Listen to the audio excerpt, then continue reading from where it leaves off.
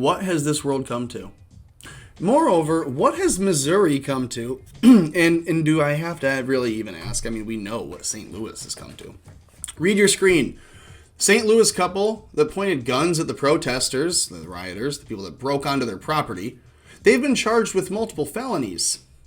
Let's say that again. The McCloskey's have been charged with multiple felonies. Law students will read about the McCloskey's for decades to come. Just going to say that right now.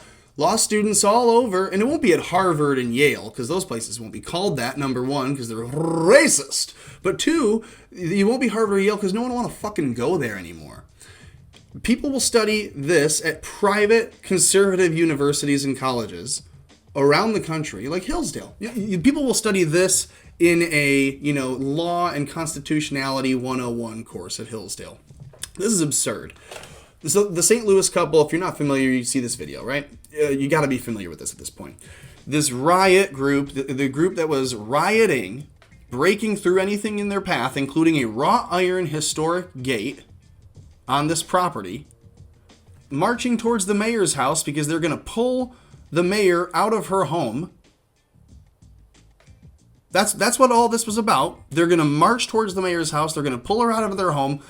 And so this couple that lives in a historic home that has spent a ton of money to renovate and maintain and restore the home, these people are marching past, they're eating outside, and they say, we're coming to your house, we're going to burn down your house, kill you, and kill your dog. That's what they told the people. There's no argument. The people that were accused of saying that, they haven't come forward and said, oh, we didn't say that, that's not what we said. There's no argument like that being made. They're just really, really okay with making that kind of a threat. So here, we'll just read the article. Because when the people come out of their house and defend against that threat, the prosecutor said, we're going to go after them with the fullest extent of the law. The governor already said, I'm going to pardon them. If you charge them, I will pardon them. That's where we're at. So this is how it reads. Mark and Patricia McCloskey, they were called Ken and Karen. Mark and Patricia McCloskey, the couple that drew national attention earlier this month after footage of them pointing guns at protesters outside their home went viral, have been charged with felony unlawful use of a weapon, the Associated Press reports. That's it? That's all we get? This is a breaking story from the Hill.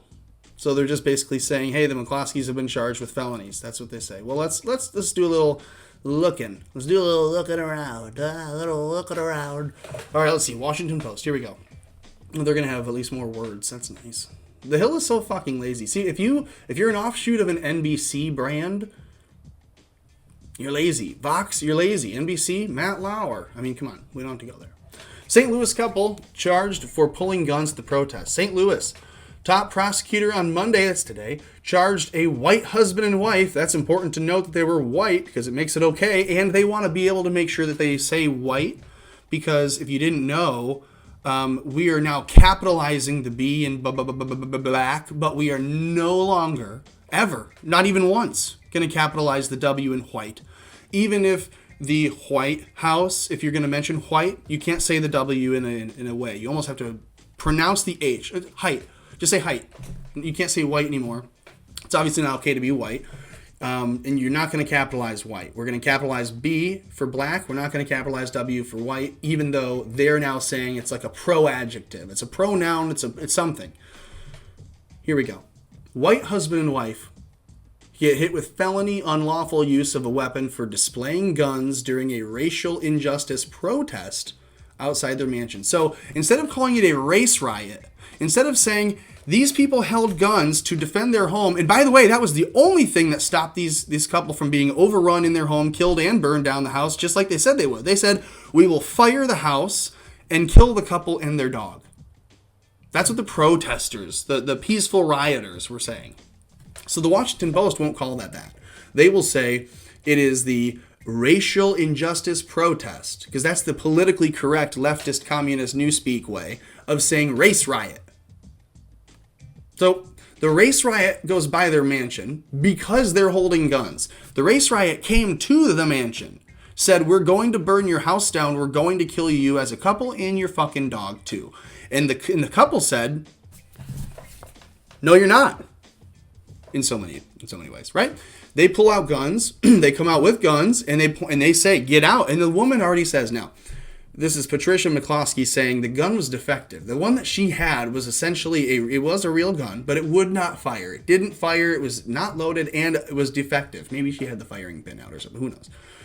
Maybe it was partially disassembled. But what we know now is the pistol did not work at the time, she said. No one verified that, but I mean, they were willing to just hand over their guns. So we know they're not the gun clingers, right? They're not those people.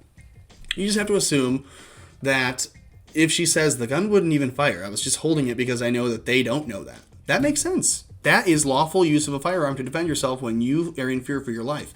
This Ken, right? They said Ken, his name is Mark McCloskey.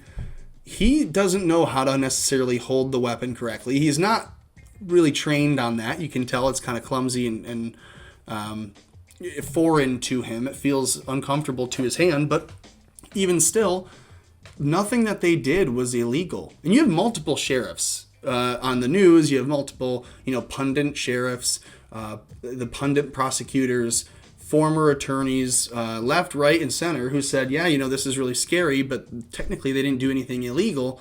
And then you have, people, other talking heads like Juan on the 5, who's like, I think they absolutely did. It was really scary.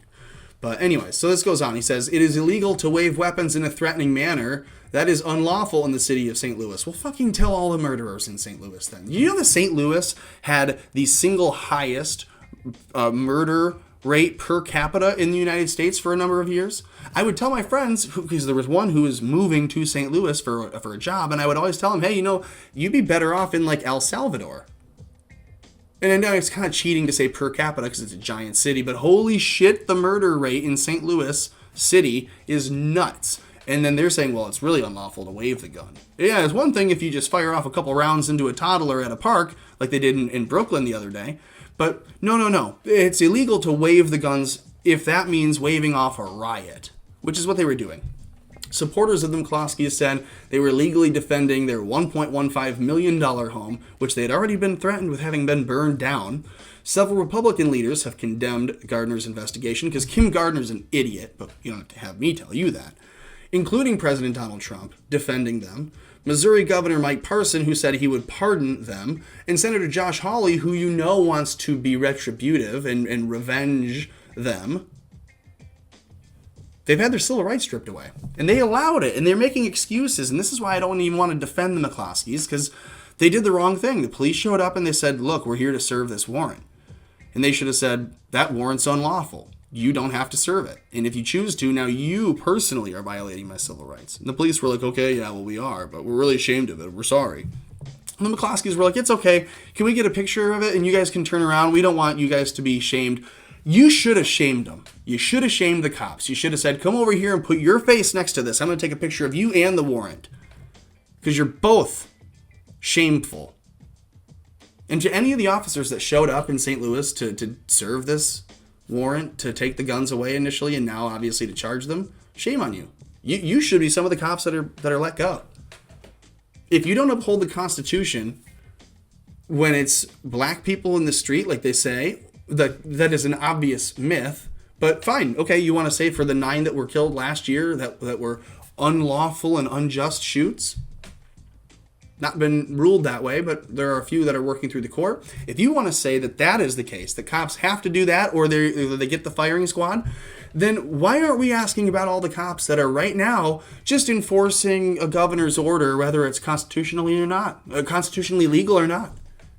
Why are we not asking for those badges and guns on the desk today? I know I would be. I know I am if in Michigan they decided to actually uphold what Whitmer's trying to do with the mask. It's actually really funny. She says you have to wear a mask, and then the private businesses basically just don't ask you anything, and you walk right in and you walk past the sign and they say, sir, you were asking you for wear, and okay, thank you. Nope, never seen a sheriff. In fact, 3 sheriffs have their coffee break at the gas station on the corner every day, around I think 10 or so, and never one of them wearing a mask in there, and they're in there every day. So anyways, my point is the police have to uphold the law, not the order from the authority, because the authority doesn't always uphold the law, as we're finding. In St. Louis, like many cities across the country, we've seen demonstrations in weeks since George Floyd's death in Minneapolis, and the McCloskey's home was initially incidental to the demonstration on June 28th. Well, now it's the fucking epicenter. They said, hey, everyone needs to bend over, bend down, get on your knees, kiss our feet, kiss our asses, tell us that we're special and that we're victims and that we are the most powerful right now. And if you don't, if you say, get off my fucking property, if you say, threaten me again and I'll shoot, and you're scared and you leave, shame on you for being the rioter in the first place. But you don't come back and say, Mommy Kim Gardner, will you help me? Because the big man scared me with his pink shirt and his gun that he doesn't know how to use. And we got scared even though we were literally 300 people. Wow. And so what Kim Gardner do? She was like, okay, hang on a sec. Okay, hang on. They have guns and they're white. White. That's what happened. And now they have multiple felonies. Thank God for, what was it, Governor Mike Parson? Parsons? Is it Parson? Parson. I don't want to be that guy. Governor Mike Parsons. No. Thank God for Governor Mike Parson, because he will actually say, oh, charges? Dismissed. Goodbye. And then watch, we're going to have another Judge Sullivan incident. No, I think we need to get a prosecutor in here. Probably, just kind of have to take a look. Fuck him. Fuck him. Fuck everyone in St. Louis for this. No wonder the murder rate is so fucking high there. No one can stand each other. Look at this. If I were the couple, I'd sell the $1.15 million home. Could you even sell this now? I don't know. Okay, well, if you like this video, make sure you hit the like button because it helps. If you have a comment to share, leave it. I'll read it. Make sure you're subscribed to this channel because like 85% or so, it's between that. It's like 83% of people that watch these videos statically, weekly or whatever, aren't even subscribed. And so it'd probably help you out not to miss one, and it would certainly make me feel better about the channel not being even at 1,000 subscribers. But honestly, I'm being a little facetious. I appreciate being even near 700 after just a few weeks or months.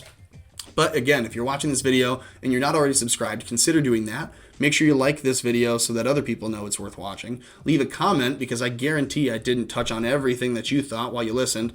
And then, of course, do whatever else you can to keep America afloat.